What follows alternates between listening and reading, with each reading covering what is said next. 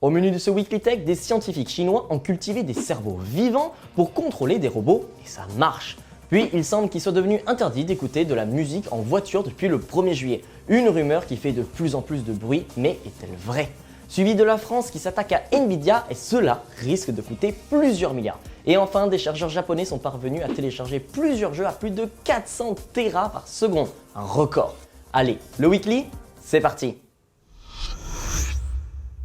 Des chercheurs chinois ont récemment annoncé une percée majeure et un chouille flippante dans le domaine de l'intelligence artificielle et de la robotique, la création d'un système permettant à des mini-cerveaux vivants cultivés en laboratoire de contrôler des robots. Oui, vous avez bien entendu.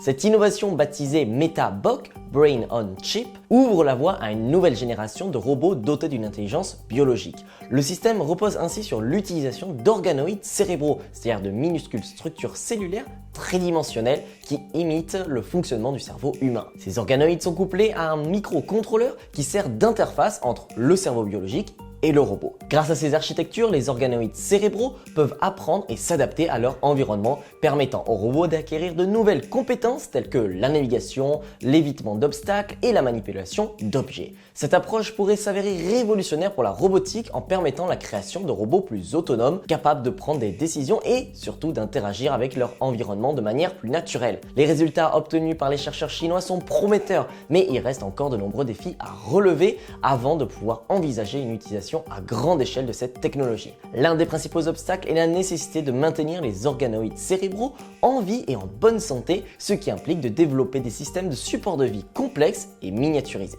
De plus, l'apprentissage et l'adaptation des organoïdes cérébraux restent des processus lents et difficiles à maîtriser.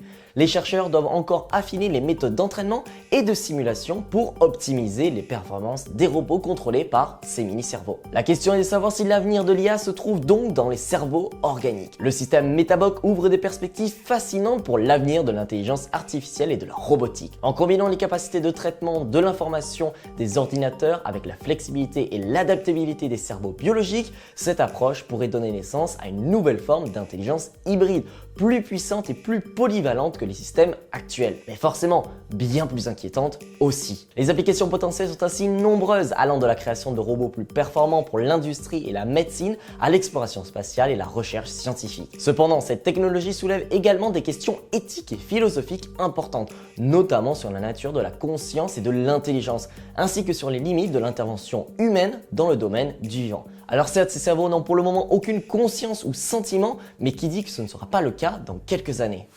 Ces dernières semaines, des vidéos alarmantes ont inondé TikTok, affirmant qu'une nouvelle loi interdit d'écouter de la musique en voiture sous peine d'une amende de 35 €.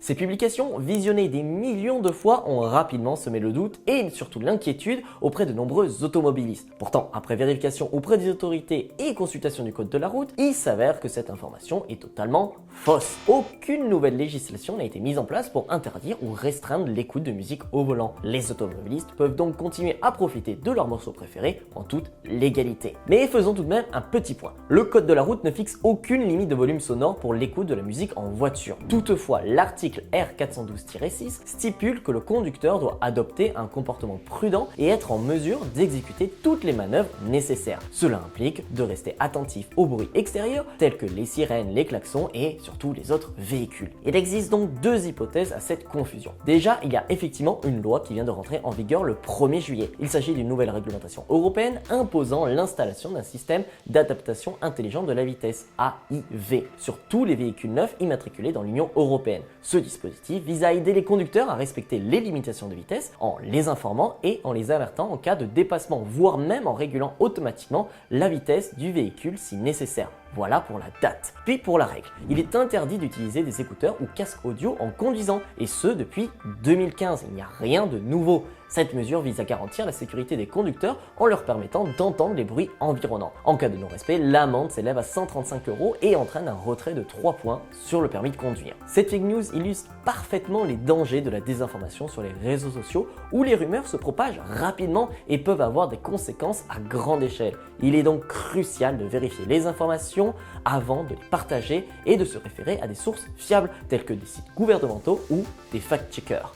Le géant américain des semi-conducteurs Nvidia, leader incontesté du marché des cartes graphiques et de l'intelligence artificielle, se retrouve dans la tourmente. L'autorité de la concurrence française envisage de porter plainte contre l'entreprise pour pratiques anticoncurrentielles présumées, suite à des perquisitions menées en septembre dernier selon des informations de l'agence de presse Reuters. Cette annonce fait suite à un rapport de l'autorité de la concurrence mettant en garde contre les risques d'abus dans le secteur de l'IA, notamment de la part des fournisseurs de puces. Nvidia, avec une part de marché estimée entre 80 et 95%, se trouve en position d'ultra dominance. Son logiciel de programmation CUDA, indispensable pour l'utilisation de ses cartes graphiques, renforce cette hégémonie. Cette situation de quasi-monopole inquiète le régulateur français qui craint une dépendance excessive du secteur envers Nvidia et un frein à l'innovation. Les récentes acquisitions de l'entreprise, notamment dans le domaine des fournisseurs de services cloud spécialisés en IA, soulèvent également des interrogations. Si les charges retenues contre Nvidia sont confirmées, l'entreprise risque une amende pouvant atteindre 10% de son chiffre d'affaires annuel mondial, soit près de 7 milliards de dollars. Un tel montant constituerait un record en France pour une affaire d'abus de position dominante. Au-delà de l'aspect financier, cette affaire pourrait ternir l'image de Nvidia et remettre en question sa stratégie de développement. L'entreprise pourrait être contrainte de revoir ses pratiques commerciales et d'ouvrir davantage son écosystème à la concurrence. Mais attention, cette affaire dépasse le simple cas de Nvidia. Elle met en lumière les défis posés par la concentration du pouvoir dans le secteur de l'IA où quelques géants technologiques dominent le marché alors qu'il est encore nouveau. L'enjeu est de garantir une concurrence saine et équitable, essentielle pour stimuler l'innovation et éviter les abus de position dominante. Maintenant, il ne reste plus qu'une chose à faire pour Nvidia, démontrer qu'elle n'abuse pas de sa position dominante et qu'elle agit dans l'intérêt de l'ensemble du secteur. L'avenir de l'IA pourrait bien se jouer dans les prochains mois.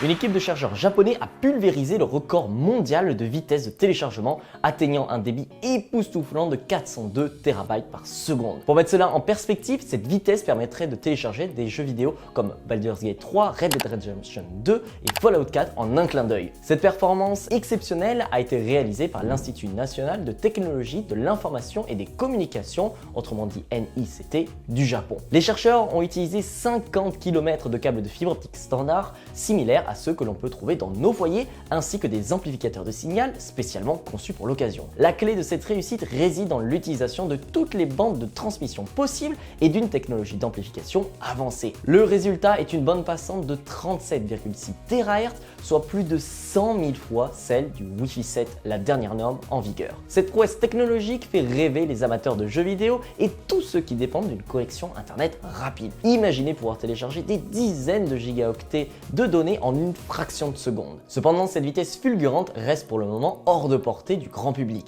L'infrastructure nécessaire pour supporter un tel débit est extrêmement coûteuse et surtout complexe. De plus, les ordinateurs actuels ne sont pas équipés pour traiter une telle quantité de données à cette vitesse. Les débits actuels des fibres en France sont souvent bridés par la puissance de calcul de votre processeur. C'est pour cette raison que lorsque vous téléchargez un jeu extrêmement lourd, votre ordinateur souffle comme s'il faisait tourner Cyberpunk en 8K. Bien que cette avancée ne soit pas immédiatement applicable à notre quotidien, elle représente un pas de géant pour la recherche en matière de télécommunication. Elle ouvre la voie à de nouvelles technologies qui pourraient révolutionner notre façon de communiquer et ainsi d'accéder à l'information. Les chercheurs du NICT ne comptent pas s'arrêter là. Leur prochain objectif est de développer des technologies permettant d'appliquer ces vitesses extrêmes à des distances bien plus longues et à des environnements plus complexes. L'un des principaux défis consiste à adapter les équipements informatiques. Cela nécessitera des avancées significatives dans le domaine des processeurs, de la mémoire et des infrastructures réseau. Alors la prochaine fois que vous téléchargez un jeu, vous vous souviendrez de ce que peut représenter 400 Tera par seconde, soit 400 000 gigas. Le Weekly Tech, c'est fini. Rendez-vous la semaine prochaine.